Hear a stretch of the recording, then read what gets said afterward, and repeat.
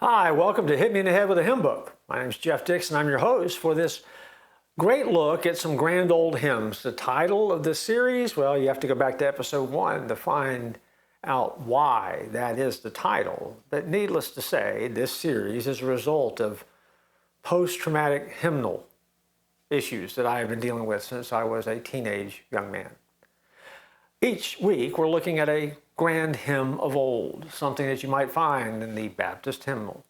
We're looking at the song, telling you the story behind the song, and then, of course, I'm performing the song in performances that I'm sure will move you and make you very grateful that I'm sharing those songs with you in my own particular stylings. Today, the hymn is Onward, Christian Soldiers, written in 1865. Reverend Sabine Baring-Gould was born in Exeter in 1834. His father was an officer with the East India Company, had a disabling carriage accident, decided that if he couldn't work, at least he would travel.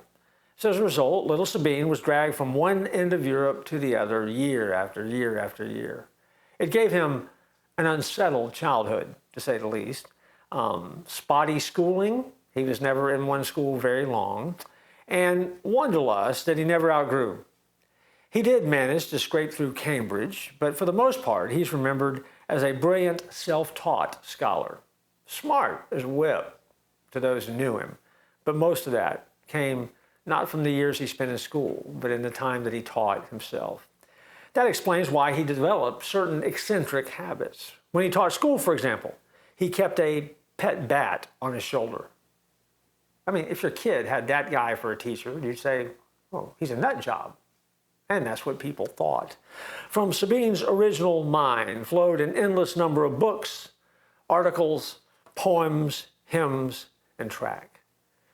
The Onward, Christian Soldiers was written on an evening in the mid-1860s. It was written on an occasion called Whit Sunday. Now, if you are an all-time, long-time churchgoer from the old school, you'll know that Whit Sunday is better known as Pentecost Sunday. It's got its nickname because it became a popular day for new Christians to be baptized.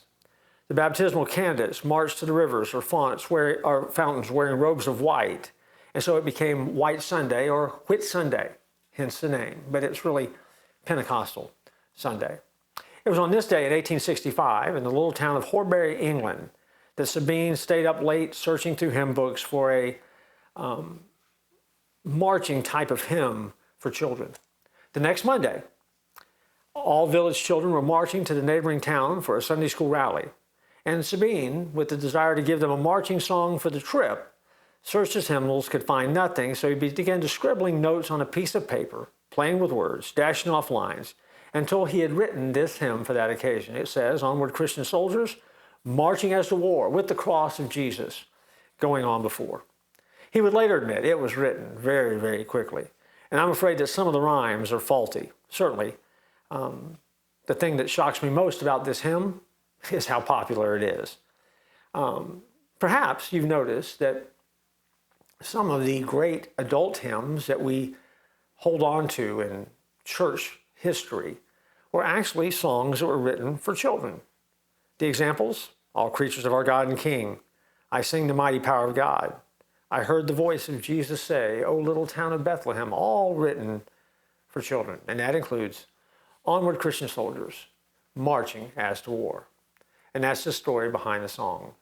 So once again, I'd like to take a moment. I'd like to perform for you that song. You can begin hearing the marching rhythm in your head.